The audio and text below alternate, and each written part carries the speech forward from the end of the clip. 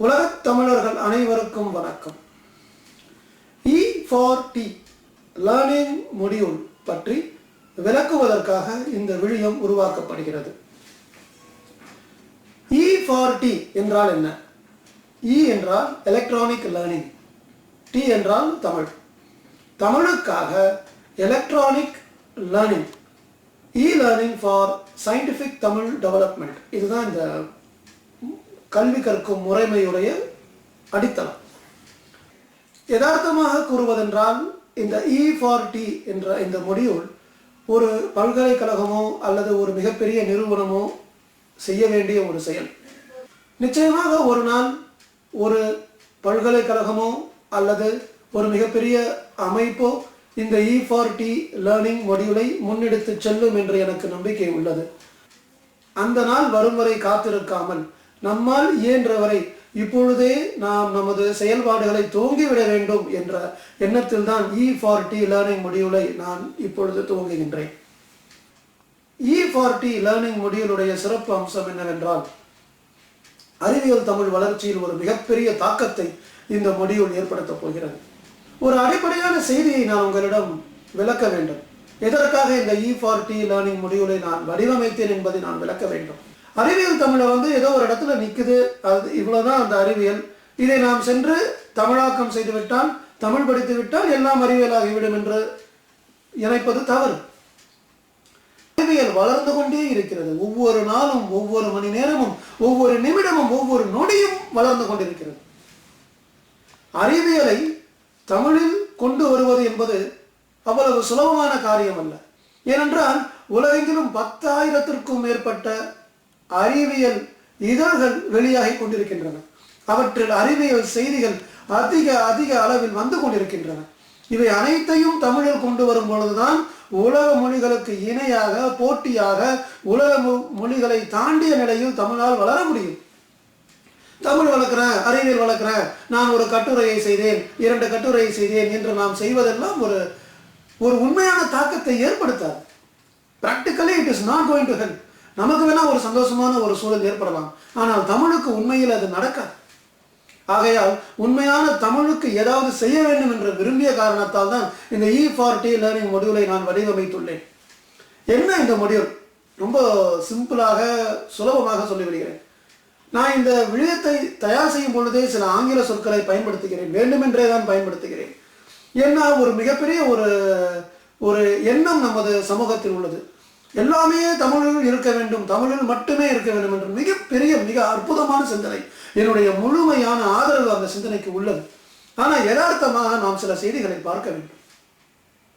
தமிழில் முதலில் அறிவியல் வளர வேண்டும். ஒரு நல்ல நிலைக்கு வரும் பொழுது அதாவது 2 நிலைகளில் செய்ய வேண்டிய ஒரு செயல். முதலில் அறிவியலை தமிழில் கொண்டு வர வேண்டும். அதற்கு பிறகு தமிழில் உள்ள அறிவியலை முழுமையாக தமிழ் படுத்தி செம்மைப்படுத்த வேண்டும். ஒரு முடி வெட்டுறது கூட நீங்க பாத்தீங்கன்னா, முதல்ல ஓரளவுக்கு வெட்டிட்டு அதுக்கப்புறம் அந்த முடியை அழகா அவன் ஃபைனலா ஒரு டச் கொடுப்பான். அதற்கு அந்த மாதிரியான ஒரு அணுகுமுறை முடி வெட்டுறதுல கூட இருக்கு. ஒரு சமையலை நீங்க பாத்தீங்கன்னா, முதலில் சமையல் செய்து விடுவார்கள். அதற்கு பிறகு அந்த டேஸ்ட்லாம் பார்த்து அதுக்கு உப்பு கொஞ்சம் அதுக்கு ஆட் பண்ணி அதுக்கு ஏற்ற மாதிரியான ஒரு நிலையை கொண்டு வருவார்கள். எல்லாத்துலேயும் நீங்க பாத்தீங்கன்னா, ஒரு ஓவியம் வரைவதாக வைத்துக் கொள்ளும், முதலில் ஒரு தெளிவான ஒரு ஃப்ரேம் ஒர்க்கை செய்துவிட்டு அதுக்கு பிறகு அந்த மைன்யூட் ஃபைன் டச் பண்ணுவாங்க. அதுபோன்றுதான் தமிழை நாம் வளர்க்க வேண்டும். அறிவியல் தமிழை நாம் முதலில் உருவாக்க வேண்டும். ஒண்ணுமே இல்லையே, இல்லாத ஒரு பில்டிங்கை அற்புதமான ஒரு கட்டிடமாக அமைய வேண்டும். அந்த கட்டிடத்துல இத்தனை ஜன்னல் இருக்கணும், இத்தனை செங்கல் இருக்கணும், இந்த வண்ணம் இருக்கணும், இப்படிலாம் நம்ம சொல்றதுக்கு வசதியா இருக்கு. ஆனா பில்டிங் எங்க இருக்கு, கட்டிடம் எங்கே? இந்த E4T லேர்னிங் மொடியூலை எப்படி வடிவமைத்திருக்கிறேன் என்றால், ஒரே சமயத்துல உலகத்தில் உள்ள அனைத்து தமிழ் அறிஞர்களும், உலகத்தில் உள்ள அனைத்து தமிழ் இளைஞர்களும் ஒரே நேர்கோட்டில் வரக்கூடிய ஒரு நிலையை இந்த E4T லேர்னிங் மொடியூல் ஏற்படுத்தும். எப்படின்னா, உதாரணத்திற்கு இந்த E4T லேர்னிங் மொடியூல் துவங்கிய நேரத்தில் நமக்கு இருக்கிற முதலான ஒரு டாஸ்க், நம்மளுடைய E4T லேர்னிங் மொடியூலை நாம் துவங்கவிருக்கும் இடம் மதுரைக்கு பக்கத்தில் இருக்கக்கூடிய கருமத்தூர் அப்படின்ற அந்த ஒரு ஊர்ல. அந்த கருமத்தூர் அப்படின்ற அந்த ஊர்ல அருளாண்டவர் காலேஜ்னு ஒரு கல்லூரி இருக்கு. அந்த கல்லூரியில பிப்ரவரி மாதம் 2ஆம் தேதி ஒரு national UGC sponsor university grants commission sponsored seminar ஒன்று நடைபெற உள்ளது. இந்த கருமத்தூரில் தான் நமது பயணம் துவங்குகிறது. E40 லேர்னிங் மொடியூலுடைய பயணம் முழு வீச்சில் உலகம் முழுவதும் பரவிய பயணம் துவங்குகிறது. நாம் என்ன பண்ண போறோம்னா, ஒரு 50 அறிஞர்களை இந்த செமினாரில் வந்து கட்டுரைகளை வாசிக்க வைக்க போறோம். 50 பேர்ல 10 பேர் கல்லூரிகளில் படிக்கும் மாணவர்கள். 50 பேர்ல மாணவர்களும் அடங்குவார்கள், தமிழ் அறிஞர்களும் அடங்குவார்கள். 50 பேருமே நேரில் போக போறதில்லை. 50 பேரும் விர்ச்சுவல் பிரசன்டேஷனை பண்ண போறோம். எப்படின்னா, ஒரு குழுவாக நாம் உருவாகி அந்த குழுவின் பகுதிகள் உலகம் முழுவதும் பரவி இருக்கும். தமிழ் அறிஞர்கள் மின்தமிழ் குரூப்ல, தமிழ் சிறகுகள் குரூப்ல, தமிழ் மன்றம் குரூப்ல, தமிழ் ஃப்ரெண்ட்ஸ் குரூப்ல, இப்படி பல குரூப்லையும் இருக்கக்கூடிய, கூகுள் குரூப்ல இருக்கக்கூடிய பல பல பல நண்பர்கள், வல்லமையில் இருக்கக்கூடிய நண்பர்கள், இப்படி எல்லாருமே இணைந்து ஒரு குழுவாக நாம் உருவாகி அந்த குழு பல கட்டுரைகளை தமிழில் உருவாக்கப் போகிறது. இந்த கட்டுரைகள் எல்லாம் அந்த குழுவில் உள்ள உறுப்பினர்கள் விழியங்களாக தயார் செய்ய போகிறார்கள். விழியங்களாக தயார் செய்த நிலையில் அந்த விழியங்கள் அனைத்தையும் அடுக்கி ஒரு குறுந்தகடில் அதை பதிவு செய்த நிலையில் அது அந்த கருமத்தூரில் ஒளிபரப்பப்படும். இதுதான் மொடியூல். ரொம்ப சிம்பிளான விஷயம். இதை எப்படி நான் வடிவமைத்திருக்கிறேன் அப்படின்னா, ஒரு 50 பேர் கொண்ட குழுவை நாம் முதலில் உருவாக்க வேண்டும். அந்த 50 பேரும் யாரு அப்படின்னா, பள்ளிக்கூட மாணவர்கள்ல இருந்து கல்லூரி மாணவர்கள்ல இருந்து தமிழறிஞர்கள் வரைக்கும் அனைவரும் சேர்ந்த குழு. பள்ளிக்கூடம் அப்படின்னா எங்களுடைய மணப்பாறையில் இருக்கக்கூடிய லக்ஷ்மி மெட்ரிகுலேஷன் ஹையர் செகண்டரி ஸ்கூலில் இருக்கக்கூடிய 11ஆம் வகுப்பு மாணவர்கள் ஒரு 10 பேர். நான் பணிபுரியும் மருத்துவக் கல்லூரியிலிருந்து சில மாணவர்கள். இதுக்கப்புறம் சென்னைக்கு அருகில் உள்ள சில மருத்துவக் கல்லூரிகளில் உள்ள எனது நண்பர்களுடைய ஆளுகையின் கீழ் இருக்கக்கூடிய மாணவர்கள், அவங்க ஒரு 10 பேர். அண்ணா யூனிவர்சிட்டி அரியலூரிலிருந்து சில மாணவர்கள், அண்ணா யூனிவர்சிட்டி சென்னையிலிருந்து சில மாணவர்கள். அதுக்கப்புறமா உலகெங்கும் உள்ள பல கூகுள் குழுக்களில் உள்ள தமிழ் அறிஞர்களையும் இதில் நாம் இணைக்கப் போகிறோம். அதான் முக்கியமான விஷயம். இந்த மாணவர்களை எல்லாம் இணைப்பது நான் ஏற்கனவே பண்ணிட்டேன். 126 மாணவர்களை இதுவரை பல்வேறு செமினார்களிலும் கான்ஃபரன்ஸ்களிலும் பேப்பர் பிரசன்ட் பண்ண வச்சாச்சு. பல வகையான விழியங்களை அறிவியலில் உருவாக்கி வைத்து அதெல்லாம் யூடியூப் சேனல்ல அறிவியல் தமிழ் மன்றம் உடைய அந்த சேனல்ல எல்லாமே இருக்கு. நீங்க எல்லாரும் போய் பார்க்கலாம். இப்போ நாம புதிதாக இந்த E40 லேர்னிங் மொடியூல் மூலமா புதிதாக நாம் இணைப்பது வந்து உலக தமிழ் அறிஞர்களை.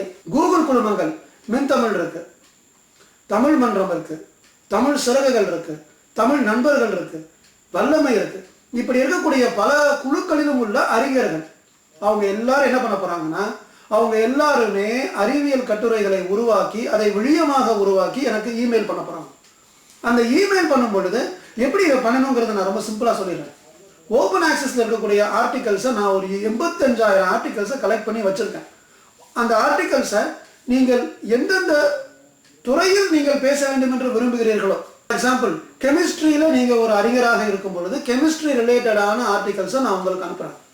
பிசிக்ஸ்ல நீங்க வல்லுநராக இருக்கும் பொழுது பிசிக்ஸ் ரிலேட்டடான ஆர்டிகல்ஸை நான் அனுப்புறேன். உங்களுக்கு என்ன மாதிரியான ஃபீல்டில் நீங்க கம்ஃபர்டபுளா இருப்பீங்க அப்படின்றத நீங்க எனக்கு அடையாளம் காட்டும் பொழுது அந்த ஃபீல்டில் இருக்கக்கூடிய ஆர்டிகல்ஸை நான் உங்களுக்கு அனுப்பி வைக்கிறேன். நீங்கள் அந்த ஆர்டிகல்ஸை நாம் இருவரும் இமெயில் மூலமாக கரஸ்பாண்டன்ஸ் பண்ணி ஆங்கிலத்தில் உள்ள அந்த ஆர்டிகலை கொஞ்சம் கொஞ்சமாக தமிழில் மாற்றுவோம். இது ஸ்டெப் நம்பர் 1. தமிழில் மாற்றிய பிறகு அந்த ஆர்டிகல்ஸை நாம் விழியமாக மாற்ற வேண்டும். இப்போ நீங்கள் அமெரிக்காவில் இருக்கீங்கன்னா, நான் இப்போ மெட்ராஸில் இருக்கேன்னா, எப்படி நாம் 2 பேரும் இணைய போகிறோம் அப்படின்னா, நீங்கள் அமெரிக்காவில் இருக்கும்போது எந்த பிரச்சனையும் கிடையாது. அமெரிக்காவில் இருந்து நீங்கள் அந்த ஸ்கிரிப்டை ரெடி பண்ணதுக்கப்புறம் அந்த ஸ்கிரிப்டை விழியமாக மாற்றணும். எப்படி விழியமாக மாற்றுறது அப்படின்னா, உங்ககிட்ட இருக்கக்கூடிய சாதாரண ஒரு கேமரா, இப்போ நான் வச்சு எடுக்கிறேன் பாருங்க, ஒரு சாதாரண கேமரா உங்களை முன்னாடி வச்சு நீங்கள் அதில் பேசணும்.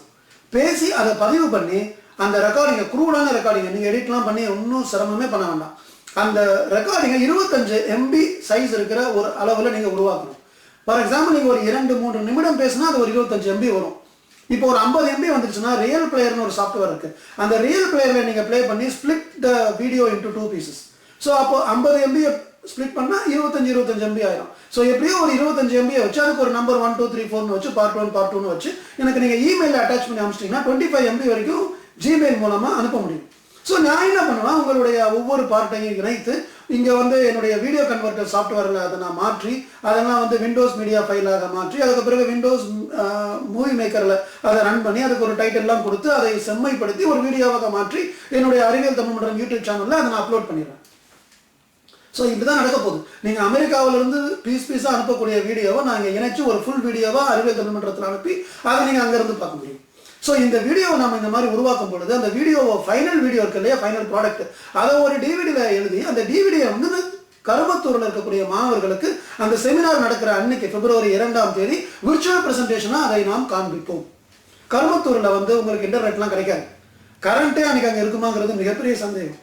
அதனால் மிகப்பெரிய ஒரு போராட்டத்தில் தான் நம்ம கரண்ட்டை வந்து அங்கே தக்க வைத்து அந்த இடத்துல வந்து அவங்களுக்கு அந்த அந்த ப்ரெசன்டேஷன்ஸ்லாம் நம்ம அங்கே போட்டு காமிப்போம். அந்த போட்டு காமிக்கிறப்ப என்ன நடக்குதுன்னா அந்த செமினாரில் அந்த பேப்பர் ப்ரெசன்டட் அப்படின்ற அந்த ஒரு கோட்பாட்டில் அது வரும். அப்போ அந்த செமினாரில் அந்த ப்ரெசென்ட் பண்ணக்கூடிய அந்த அறிஞருக்கு அவங்க ஒரு சர்டிஃபிகேட்டும் கொடுப்பாங்க, ப்ரெசென்டட் அ பேப்பர் அப்படின்னு. அந்த சர்டிஃபிகேட்டை நான் வாங்கி இமெயிலில் ஸ்கேன் பண்ணி உங்களுக்கு அனுப்பிச்சு வச்சிடலாம். இப்போ அந்த செமினார் நடத்துகிறவங்களுக்கு அந்த ரெஜிஸ்ட்ரேஷன் ஃபீஸ் இருக்கு இல்லையா, ஒரு 800 rupees வச்சுருக்காங்க. அதை நேரடியாக நீங்கள் அமெரிக்காவில் இருந்தோ லண்டனில் இருந்தோ நீங்கள் அவங்களுக்கு அனுப்பிச்சுருங்க. இந்த அனைத்து செயல்பாடுகளையும் நான் இலவசமாக செய்கிறேன். எனக்கு எந்த ஒரு எதிர்பார்ப்பும் இல்லை. தமிழ் வளரணும், அறிவியல் தமிழ் ஒரு பெரிய வீச்சோடு வரணுங்கிறது மட்டுமே என்னுடைய எதிர்பார்ப்பு. ஸோ அதனால் all my expertise is done for free. So நீங்கள் எதுவும் யோசிக்கவே வேண்டாம். உங்களுடைய ஃபீல்ட் ஆஃப் இன்ட்ரெஸ்ட் என்னங்கிறத ஐடென்டிஃபை பண்ணி எனக்கு தனி மாடலில் அனுப்புங்க, இல்லைனா நீங்கள் குரூப் மூலமாகவே அனுப்புறதுனாலும் செய்யுங்க. அந்த ஆர்டிகல்ஸு ரிலேட்டடான ஆர்டிகல்ஸும் நான் உங்களுக்கு அனுப்புகிறேன். உங்களுக்கு சாட்டிஸ்ஃபைட் இல்லைன்னா வேறு ஆர்டிக்கலையும் அனுப்புகிறேன். அதெல்லாம் நம்ம ப்ராசஸிங் பண்ணி ஒரு ஸ்கிரிப்ட் மாதிரி ரெடி பண்ணலாம். ஒரு 5 நிமிடம் தான் பேச போகிறோம், ரொம்ப பெரிய லெக்சர்லாம் கிடையாது, 5 நிமிஷம். ஆனால் இப்போ இதில் முக்கியமாக நம்ம செய்ய வேண்டியது ஆங்கிலத்திலும் நீங்கள் பேச வேண்டும், தமிழ்லையும் பேச வேண்டும். ஏன்னா ஒரு செமினார்னு பார்க்குறப்போ எல்லாமே தமிழ் ப்ரெசன்டேஷனை பண்ண அவங்க யூஜிசி ஸ்பான்சர் சர்டிஃபிகேட் கொடுக்க முடியாது. இந்த இடத்துல தான் ஒரு முக்கியமான சிந்தனை தெளிவை நான் உங்கள் எல்லாருக்கும் தரணும். தமிழுடைய வளர்ச்சிங்கிறது ரொம்ப நல்ல விஷயம்.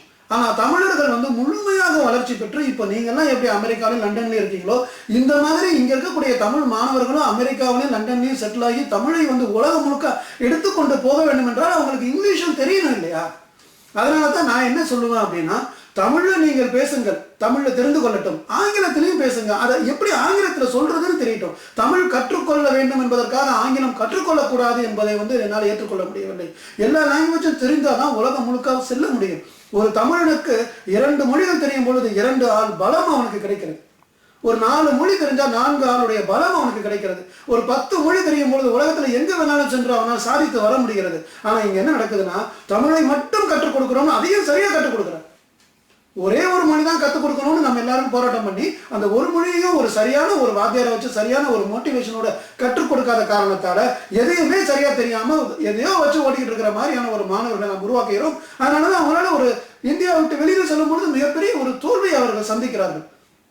ஆகையினால் இனிவரும் காலங்களில் தமிழ் இளைஞர்களை தமிழில் மிகப்பெரிய சக்தியுடையவர்களாக நாம் உருவாக்க வேண்டும். அதே சமயத்தில் மற்ற மொழிகளையும் அவங்களுடைய கருத்தை அவர்கள் வெளிப்படுத்தக்கூடிய ஒரு நிலையை நாம் உருவாக்க வேண்டும். தமிழ் வளர வேண்டும், அதுதான் நம்மளுடைய ப்ரையாரிட்டி, நம்மளுடைய முக்கியமான நோக்கம். அதே சமயத்தில் தமிழ் மாணவர்கள் மற்ற மொழிகளையும் பேசக்கூடிய திறன் உள்ளவர்களாக, தமிழோடு சேர்ந்து மற்ற மொழிகளையும் பேசும் திறன் உடையவர்களாக, நமக்கு மற்றம்னா நம்ம ஆங்கிலம் பல இடங்களிலும் நமக்கு அது பயனை தருகிறது. அதனால தான் இந்த பிரசன்டேஷன்ஸ் அனைத்தையுமே ஆங்கிலத்திலும் வேண்டும், தமிழிலும் வேண்டும். ஆங்கிலம் தமிழ் என்ற 2 நிலைகளிலும் இருக்கும் பொழுது அவர்கள் ஆங்கிலத்தில் புரிந்து கொள்ள முடியாததை தமிழில் புரிந்து கொள்வார்கள், தமிழில் புரிந்து கொள்ளக்கூடியதை ஆங்கிலத்தில் வெளிப்படுத்துவார்கள். ஸோ இந்த மாதிரியான ஒரு சிறந்த ஒரு அறிவியல் செறிவுடைய ஒரு சமூகத்தை நம்மால் உருவாக்க முடியும். ஸோ இப்போ ஒரு 50 பேர் நமக்கு தேவை. இங்கே இருக்கிற ஸ்கூலில் நான் கேட்டுறேன், இங்கே இருக்கிற காலேஜில் நான் கேட்டுறேன். ஸோ இவங்க எல்லாருமே வில்லிங் சொல்லியிருக்காங்க. இங்கே பக்கத்தில் வந்து இருக்கக்கூடிய நம்ம மேல்மருவத்தூர் ஆதிபராசக்தி மெடிக்கல் காலேஜில் இருந்தோம், முத்துக்குமரன் மெடிக்கல் காலேஜில் இருந்தோம், நிறைய பேர் வில்லிங் சொல்லியிருக்காங்க. ஸோ இப்போ நம்ம இங்கே இருந்தெல்லாம் ஒரு கூட்டத்தை நாம் உருவாக்க முடியும். எனக்கு இப்போ மெயினாக வந்து மின்தமிழ் குரூப்பில் இருக்கக்கூடிய, தமிழ் மன்றம் குரூப்பில் இருக்கக்கூடிய, வல்லமை குரூப்பில் இருக்கக்கூடிய தமிழ் நண்பர்கள், தமிழ் ஃப்ரெண்ட்ஸு, மேலும் வளைகுடா நாடுகளில் உள்ள பல குரூப்பில் இருக்கக்கூடிய அனைத்து அறிஞர்களுமே இப்போ நம்மளை கான்டாக்ட் பண்ணும் பொழுது அவங்க எல்லாருக்குமே ஆர்டிகல்ஸ் கொடுத்து டாபிக் கொடுத்து அதெல்லாம் ரெடி பண்ணும் போது நமக்கு ஒரு மிகப்பெரிய மாற்றத்தை தமிழில் நம்மால் உருவாக்க முடியும். இதுதான் E4T லேர்னிங் மொடியூல். இதை நாம் உருவாக்குவதனுடைய நோக்கம் என்னவென்றால் ஒரு மிகப்பெரிய ஒரு தாக்கம். இப்போ அந்த மாணவர்களுக்கே வந்து இப்போ நமக்கு யார் சொல்லிக் கொடுக்க போறா, நம்மகிட்ட யார் பேச போறா? அமெரிக்காவில் 20 வருஷத்துக்கு முன்னாடி போய் செட்டில் ஆன ஒரு மிகப்பெரிய அறிஞர் நமக்கு அங்கிருந்து நமக்கு சொல்லித்தராருங்கிறப்போ எவ்வளோ ஒரு மகிழ்ச்சி நமக்கு ஏற்படுகிறது. இப்போ நீங்கள் சில பேர் கேட்கலாம், விக்கிபீடியாவில் தான் ஆர்டிகல்ஸ் லட்சக்கணக்கில் இருக்கு, அதுக்கப்புறம் நாம ஏன் தமிழில் வந்து வீடியோவாக எதுக்கு உருவாக்க வேண்டும் என்று.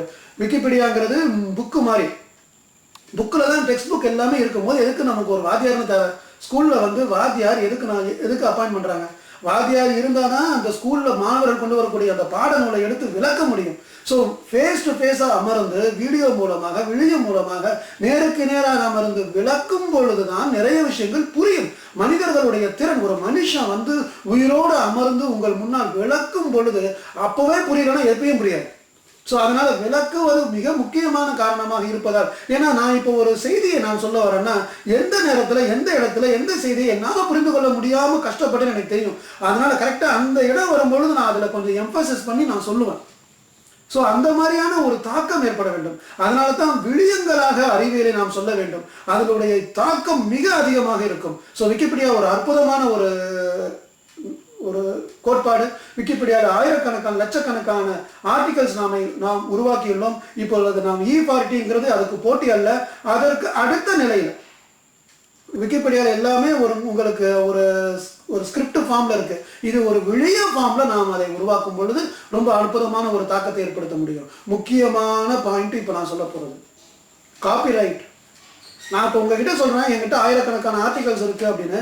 நிறைய பேர் கேட்குறாங்க, அந்த ஆர்டிகல்ஸ் எனக்கு அப்படியே மெயில் அனுப்புங்க அப்படின்னு. அந்த மாதிரி நம்ம செய்ய முடியாது. அந்த ஆர்டிக்கலை நீங்கள் தெரிவு செய்த பிறகு அந்த ஆர்டிக்கலில் உள்ள பகுதிகளையும் அந்த ஆர்டிக்கலையும் உங்கள் மீது எனக்கு நம்பிக்கை ஏற்படும் பொழுது தான் நான் கொடுக்க முடியும். ஏன்னா இந்த காப்பிரைட் பிரீச்ங்கிறது ரொம்ப பெரிய சீரியஸான அஃபென்ஸுங்க. நிறைய பேர் இருக்காங்க, நான் அவர்களுடைய பெயர்களை சொல்ல விரும்பவில்லை. நீங்கள் அப்படி ஒரு ஆர்டிக்கலை அவங்களுக்கு கொடுத்தீங்கன்னா அப்படியே ஆர்டிக்கலை எடுத்து அதில் உள்ள செய்திகள் எல்லாத்தையும் போட்டு அந்த ஆர்டிக்கலை உருவாக்கியவரை அப்படியே தூக்கி போட்டு நம்ம பேர் நான் கண்டுபிடித்தேன், நான் பார்த்தேன், நான் செய்தேன்னு சொல்லிட்டு போயிடுவாங்க. இது மிகப்பெரிய குற்றம். அப்படி செய்யக்கூடாது. அறிவியல் அது செய்யவே கூடாது. இந்த கட்டுரைகள்லாம் எந்த அறிஞர் உருவாக்கினார், எந்த காலத்தில் உருவாக்கினார், எந்த நாட்டில் உருவாக்கினார், எந்த பத்திரிகையில இது வெளியானது அப்படின்ற அந்த செய்திகளை எல்லாம் சட்டப்படி நியாயப்படி நாம் வெளிப்படுத்திய நிலையில் தான் நமது கருத்துக்களை நாம் வெளிப்படுத்த வேண்டும். அதனால இந்த ஓப்பன் ஆக்சஸ் ஆர்டிகல்ஸ்ல தான் எடுக்கிறோம். எல்லாமே ஓப்பன் ஆக்சஸ் ஆர்டிகல்ஸ்ல இருந்து எடுக்கப்பட்டது தான். ஆனா ஓப்பன் ஆக்சஸ் அப்படின்றது இருந்தாலும் அதனுடைய ஆசிரியர் பெயரை நாம் நிச்சயமாக சொல்ல வேண்டும். இதுதான் தர்மம். ஆகையால் தர்மத்தை நாம் சரியான முறையில் பின்பற்ற வேண்டும் என்ற காரணத்தால் தான் இந்த ஆர்டிகல்ஸை நான் கொஞ்சம் முடிஞ்ச வரைக்கும் சேஃப்கார்ட் பண்ணி வச்சிருக்கேன். ஸோ அதனால் அந்த ஆர்டிகல்ஸை அந்த அறிஞர்கள் நேரடியாக கேட்கும் பொழுது அவர்களுக்கு அது கொடுக்கப்படுமே தவிர அந்த ஆர்டிகல்ஸ்லாம் அப்படியே எடுத்து இன்டர்நெட்ல யார் வேணா எங்க வேணா பார்த்துக்கங்கன்னு சொல்ல முடியாது. மாணவர்களுக்கு இந்த ஆர்டிகல்ஸை எப்படி நாம் அடையாளம் காண்பித்துள்ளோம் என்றால் e40learningmodule.blogspot.com அப்படின்ற அந்த ஒரு சைட்ல வந்து நீங்க பாத்தீங்கன்னா நிறைய ஒவ்வொரு ஆர்டிக்கலைக்கும் ஒரு லிங்க் இருக்கும். அந்த லிங்க் நீங்க பிரஸ் பண்ணும் பொழுது அது நேரடியாக archives.org அப்படின்ற அந்த சைட்ல இருக்கக்கூடிய அந்த ஆர்டிக்கலை பற்றிய சின்ன குறிப்பு அதில் இருக்கும். ஒரு ஆடியோ ஃபைல் மாதிரி ஒவ்வொரு ஆர்டிக்கலுக்கும் ஒரு ஆடியோ ஃபைலை ஒரு அரை நிமிடத்திலிருந்து ஒரு நிமிடம் வரை ஓடக்கூடிய ஒரு ஆடியோ ஃபைலை நான் உருவாக்கியுள்ளேன். அந்த ஆடியோ ஃபைலை வந்து archives.org அப்படின்ற அந்த வெப்சைட்ல பதிவு பண்ணி வைத்துள்ளேன்.